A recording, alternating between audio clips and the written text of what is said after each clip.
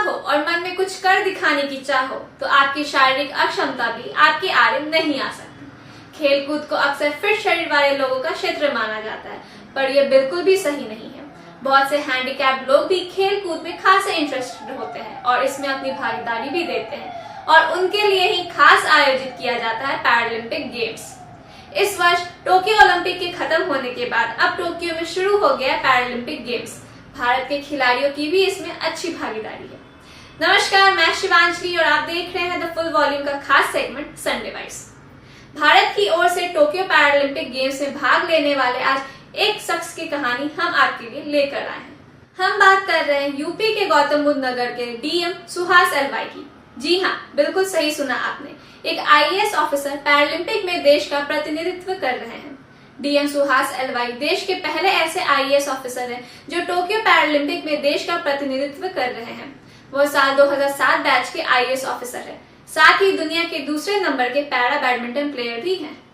कर्नाटक के छोटे से शहर शिगोमा में जन्मे सुहास एलवाई ने अपने तकदीर को अपने हाथों से लिखा। जन्म से ही दिव्यांग, पैर में दिक्कत होने की वजह से सुहास शुरू से आईएएस नहीं बनना चाहते थे। वो बचपन से ही खेल में बेहद दिलचस्पी रखते थे, इसके लिए उन्हें पिता और परिवार का भरपूर साथ मिला।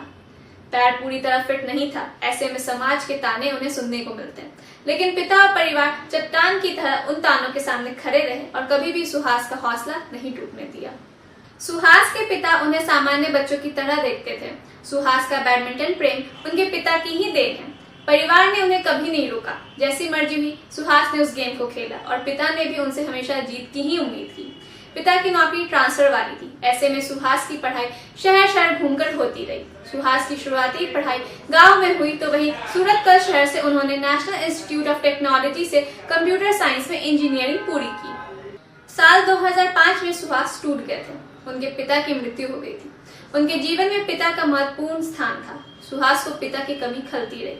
उनका जाना सुहास के लिए एक बड़ा झटका था। इसी बीच सुहास ने ठान लिया कि अब उन्हें सिविल सर्विस ज्वाइन करनी है। फिर क्या था, सब छोड़ छाड़कर उन्होंने यूपीएससी की तैयारी शुरू की। यूपीएससी की परीक्षा पास करने के बाद उनकी पोस्टिंग आगरा में हुई, फिर जौनपुर, सोनभद्र, आजमगढ़, हाथरस, महाराजगंज, प्रयागराज और फिर वो गौतम बुद्ध नगर के जिलाधिकारी बने।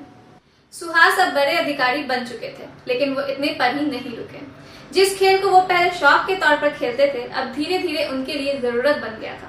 सुहास अपने दफ्तर की थकान को मिटाने के लिए बैडमिंटन खेलते थे, लेकिन जब कुछ प्रतियोगिताओं में मेडल आने लगे तो फिर उन्होंने इसे प्रोफेशनल तरीके से खेलना शुरू किया।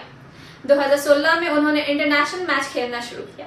चाइना में खेले गए बैडमिंटन टूर्नामेंट में सुहास अपना पहला मैच हार गए, लेकिन इस हार के साथ ही उन्हें जीत का फॉर्मूला भी मिल गया और उसके बाद जीत का साथ ये सफर अभी तक लगातार जारी है। सुहास का कहना है कि उनकी प्राथमिक जिम्मेदारी प्रशासनिक सेवा की है।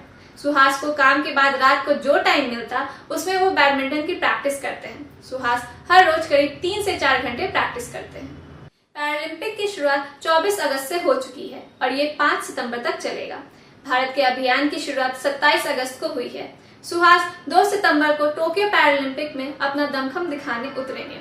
सुहास एलवाई कहते हैं, मुश्किलों से सीखकर ही यहाँ तक आया हूँ। उम्मीद करता हूँ आगे का सफर अच्छा हो। हम हार से जीतने की राह निकाले तो अच्छा होगा, इससे अगली बार के लिए आपको हौसला मिलता है। फिलहाल पैरालंपिक के लिए मैंने पूरी मेहनत की है। हमें उम्मीद है कि इस पैरालंपिक में सुहास अपनी प्रतिभा दिखाते हुए भारत का मान बढ़ाएंगे। इस गौरवपूर्ण कार्य में पूरे भारत देश की शुभकामनाएं उनके साथ है। आपके लिए खबर लिखी थी हमारी कंटेंट राइटर सुनिधि ने। ऐसी ही खबरों के लिए देखते रहें द फुल वॉल्यूम। धन्यवाद।